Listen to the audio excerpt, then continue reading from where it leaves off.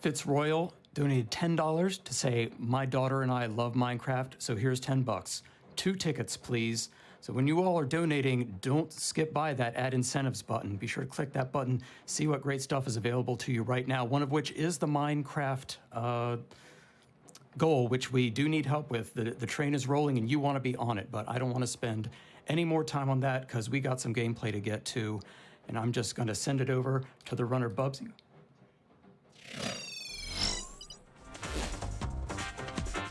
Hello everyone, my name is Bubzia and I'm gonna showcase today a blindfolded run of Super Smash Bros. 64, which contains all these characters with break the targets. It's the little mini game where you have to destroy like little targets and platform and stuff. And it's a very fast-paced and short run, so stay tuned. My commentator is VIdya James. Hello, hello. My name is VIdya James. As Bubzia just said, I am a non-blindfolded speedrunner of Break the Targets and Board the Platforms, and my job today, because Bubzia needs lots of audio cues and all sorts of references to help him out because he's blindfolded, I will be doing my best to explain everything that's going on. So I think that's pretty much settles it. You ready to get into it, Bubzia? Yes, what I would need to know what the goal for the incentive was, which blindfold. Not a problem. Let me do one last quick refresh, see what we have here. Okay, with $2,800, our winner is White Seal. White Seal, perfect choice. It's a very nice blindfold, and I PB'd with this in this category.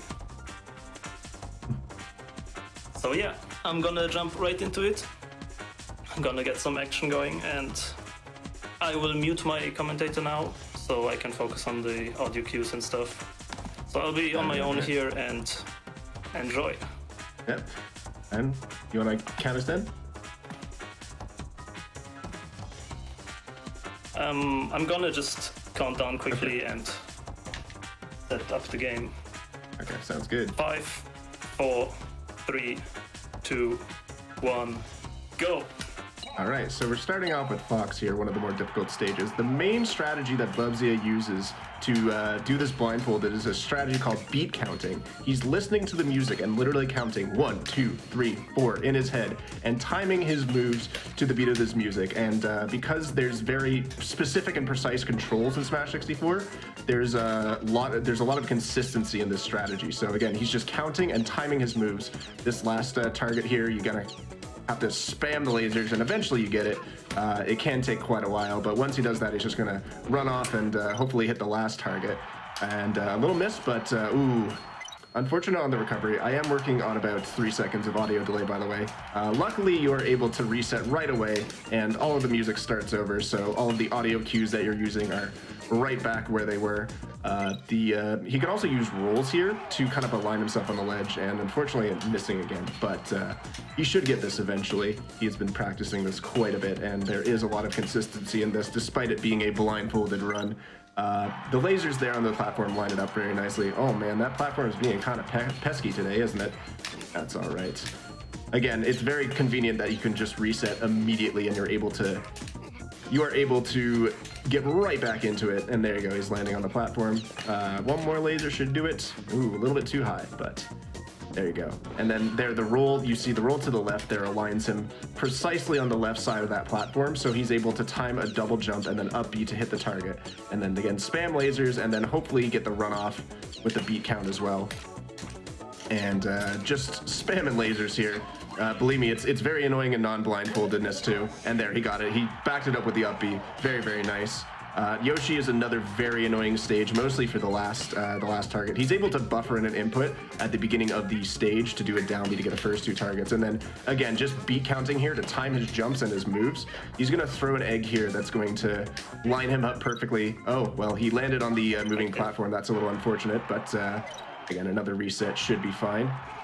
Again, hold down B at the beginning of the stage and it will buffer in a stomp, which will get the first 2 targets. And then just some beat counts. That egg is supposed to align you with the space between the moving platform and the other side of the wall.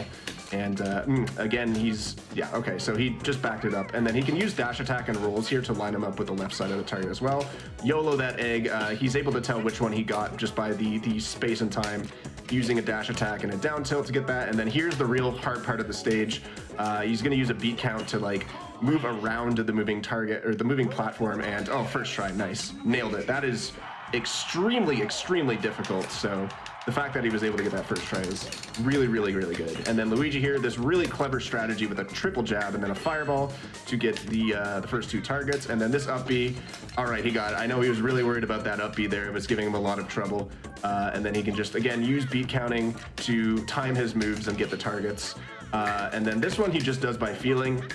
Just the fair, and then use the up B to get right back on there, and then an up B up here, and then 3 more fireballs beat counted to get these last 3 targets. He can back it up with the up B, but he nailed that fireball to clear Luigi's stage. That was a pretty flawless Luigi. All right, here's where shit gets great. I'm so sorry.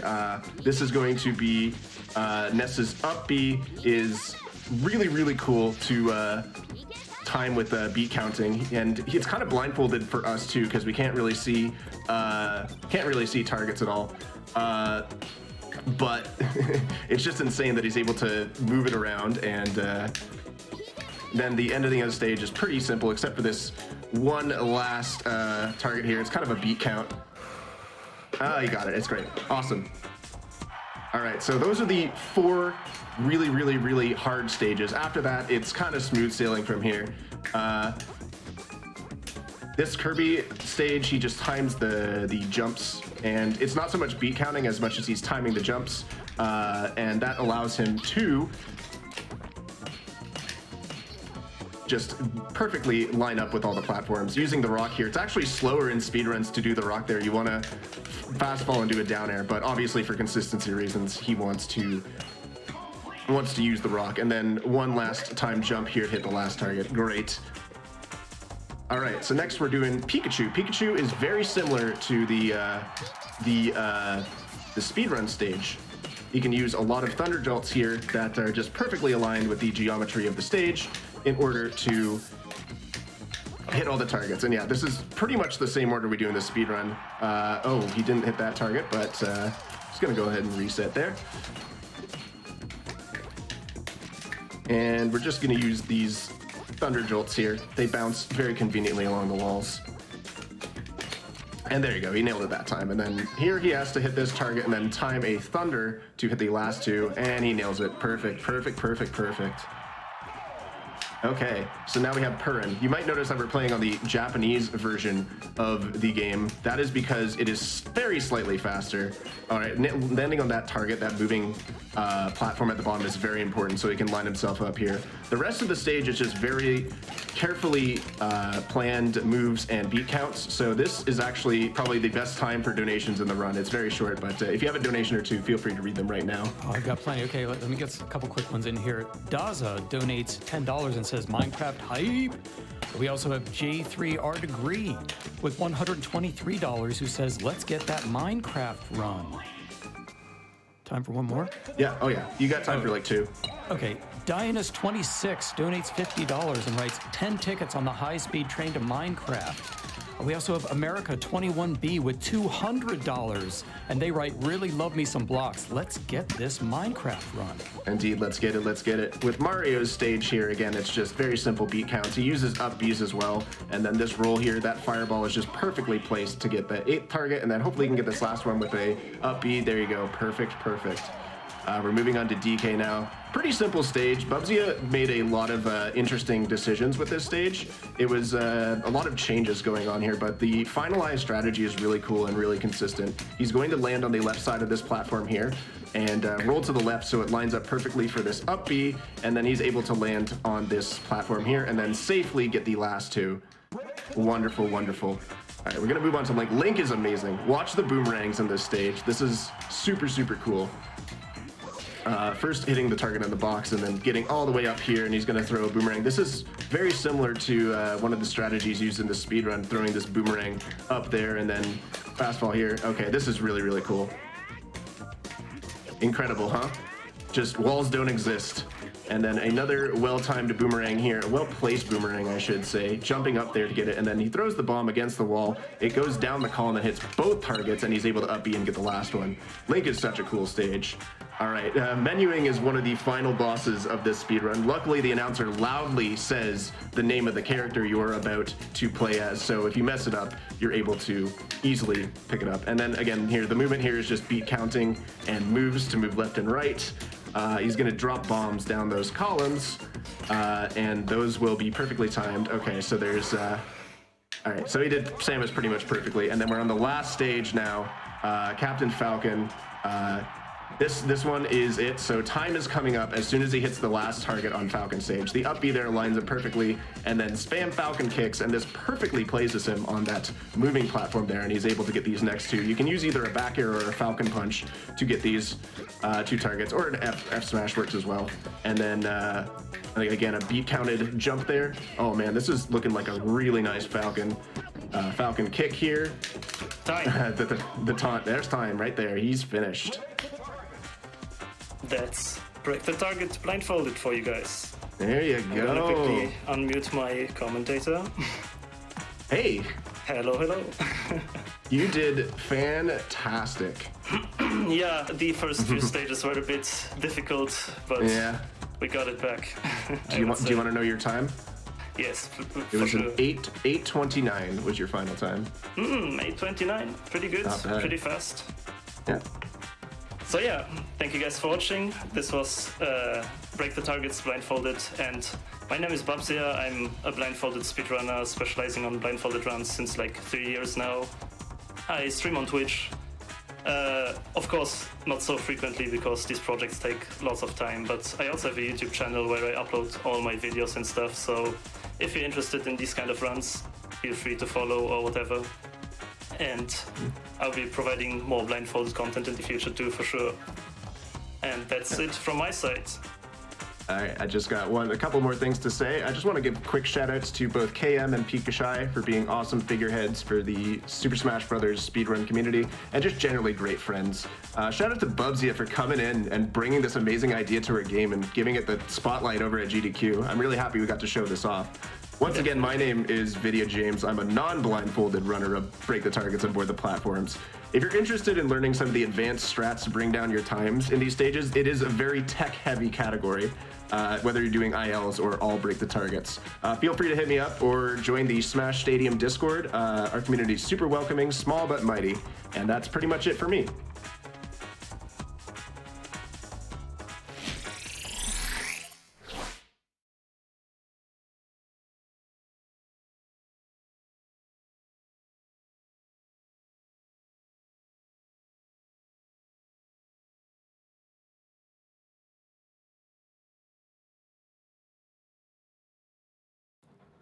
Okay, thank you, Bubzia. Thank you, VIdya James, for that amazing run. I always like to see Super Smash 64 get some love, but y'all probably want to hear how this Minecraft train is going, huh? We got plenty of donations.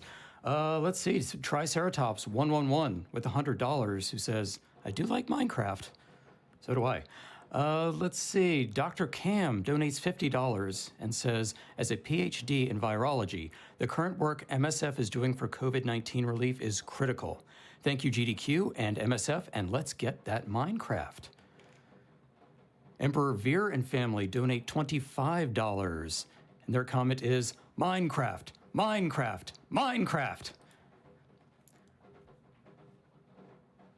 Anne-Marie donates $10 and writes, I'm 74 years old. First game I ever played was an adventure game on the TRS-80 in 1970. On the black and yellow screen, we had to read clues and decide what we wanted the game to do next. Time passed while I was busy IRL raising 6 children as a single mom. Now I'm a grandma and my game is Minecraft. I challenge all grandparents and grandchildren to match my $10 donation for Minecraft and Doctors Without Borders. MSF does such important work, but especially right now during COVID. And we are going to transition to a Twitch ad now, but please stay tuned because up next, we've got TaskBot, folks.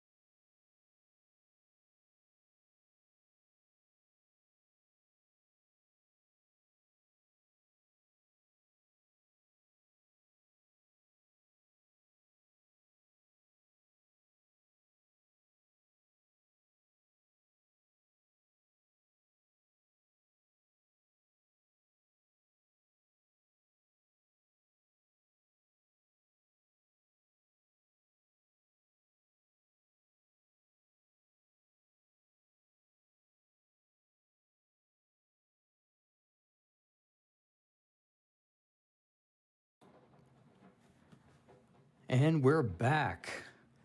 Pam C donates $40 to say, wow, I had the biggest smile on my face for that entire Break the Targets run. Thanks for such a fun event. And speaking of Break the Targets, Spikevegeta, in just a moment after I send it over to him, he's going to be interviewing the runner Bubzia, and that's happening right now.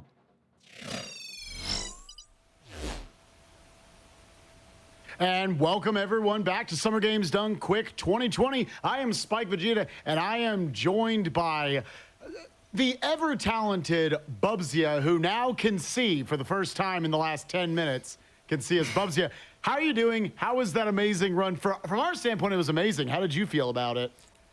Yeah, the run was pretty good, besides the first few stages. Fox, I messed up multiple times, and Yoshi had a few resets, but we do the run in this order specifically because the hardest stages come at the beginning, and then we slowly go down with the difficulty. So I got it out of the way, and it was good. It was fast, and that's all I care about, to be fair. Yeah, that's actually the fact that you bring that up. I'm going to jump to my second question here, where we can see you afterwards. Speedrunners, I think a lot of times we like to play it like we're cool, we're calm. I think gamers do that in general. You had a very big, we could see a huge exhale from you, a big sigh of relief every time you were finishing one of those stages, finishing them off. What were the biggest hurdles that you found that you were excited to get over in this run? You did bring up Fox was interesting right at the beginning. Yes, exactly. The problem with this game is that there are a lot of very precise jumps and movements you have to do. And especially in, for example, Fox and Yoshi, it's like that the last target of the entire stage is the most precise. So if you don't get it, you basically fall down and die and have to redo the entire stage. So it's a big relief if you finally hit that last target and are done with it. And it's basically a checkpoint, and you don't have to worry about the stage anymore. And otherwise, just generally all the precise movement, all the countings you have to do, it just gets like a big relief every time you finish a stage. It's pretty good. It was a relief for you, absolutely thrilling for us. There was no part of it that felt like, oh, he's doing a blindfolded challenge, so like there's all these setups and everything. There were setups, but you did them so fast. I want to go back to the start of your journey with this. Obviously, something very unique. I want to defeat games blindfolded. We've seen a lot of different runs over the years here at GDQs and online. Mike Tyson's Punch-Out, Ocarina of Time, you now with Super Smash Brothers, and hundreds others. What was your inspiration for getting into blindfolded challenges? So my inspiration was, like many others of our community too, I think, was Run a Guy with his OOT runs.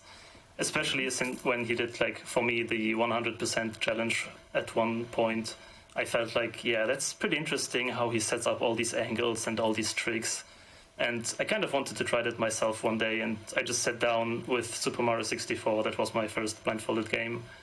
And I just strutted for myself, like, didn't know much about the game, honestly. I didn't speedrun it much. I just started from scratch, instantly blindfolded. And then I found a few other blindfolded speedrunners who created a little community, which now is ever growing, and I'm part of it. And we hang out and we strat new games, and it has kind of developed like that. It's getting bigger and bigger as a scene. You are one of my favorite interviewees. You're my favorite kind of interviewee because you just naturally transition into my next questions. You don't even know, we're just going into them. I find challenge runs like this super fascinating. Obviously, we love speed runs, which are their own kind of challenge runs, but stuff like blindfolded, one-handed, one player, two controllers, all these sorts of crazy challenges you can go for. For anybody out there who maybe says, I kind of want to try this, I think I could do this with my favorite game. You've got a catalog of, you say you've done stuff like Super Smash Brothers 64, Super Mario 64, you've watched others. What do you think is actually the most accessible blindfolded challenge that someone could get into?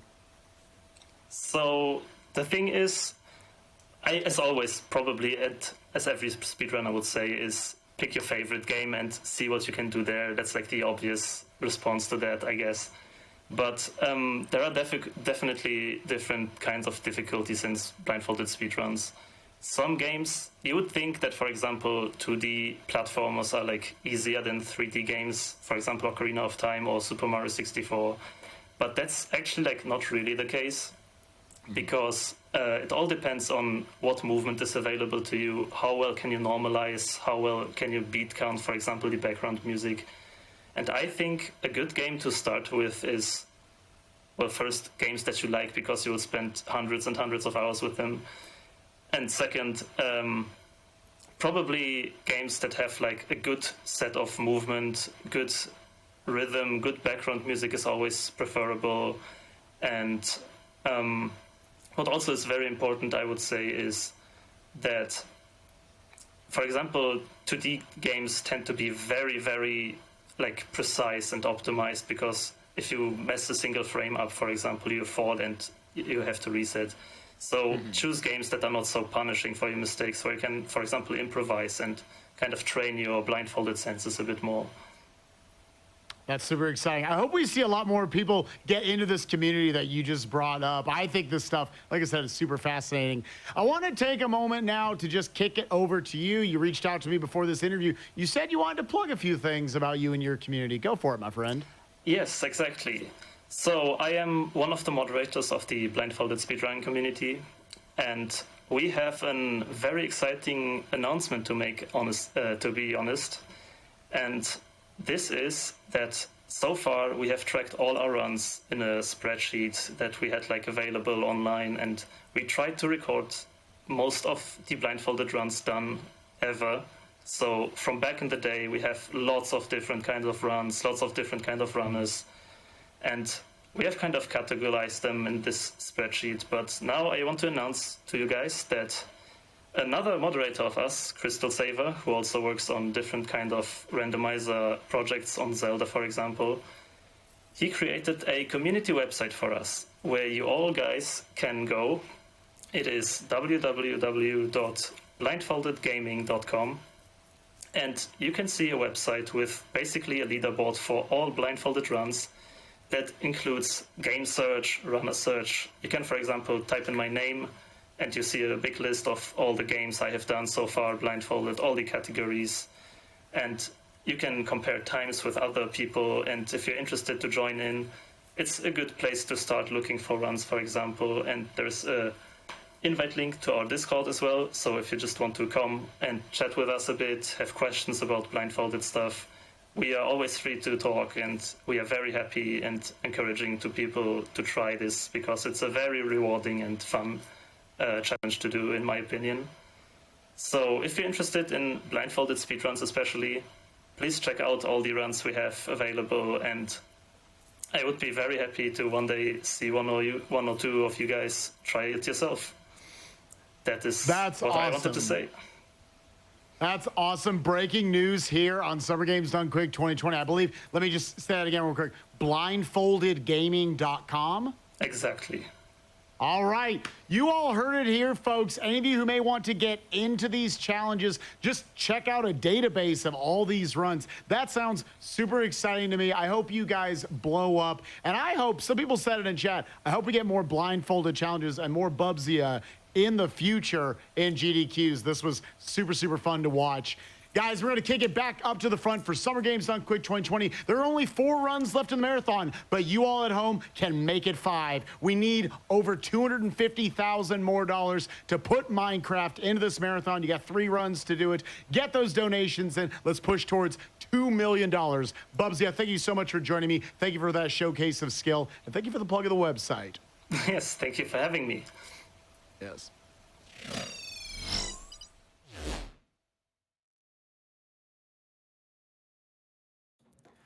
All right, thank you, Spikevegeta. Thank you, Bubzia, for that very entertaining interview. And also, more breaking news. We just surpassed, in case you haven't noticed, 1.3 million. That happened during the interview. So thank you all so much for your generosity. The Minecraft train is rolling on, and we have some donations here. Okay, Zeta Gundam ZZ73 with $300. And the comment, thanks to everyone involved in making SGDQ at home wonderful. I hope we're able to see everyone in person again soon. In the meantime, let's all keep the push going to see that Minecraft run Lots of love to you all. We also have $10 from Nate O'Kane, and they write, tagging along in the Minecraft train, choo-choo. $25 donation from Kifnek, and they write, Minecraft was the first computer game I ever played, and I would love to see it speed run here. Phantom Ghost with a $100 donation. Thank you, Phantom Ghost. They write, what do we say to missed incentives? Not today.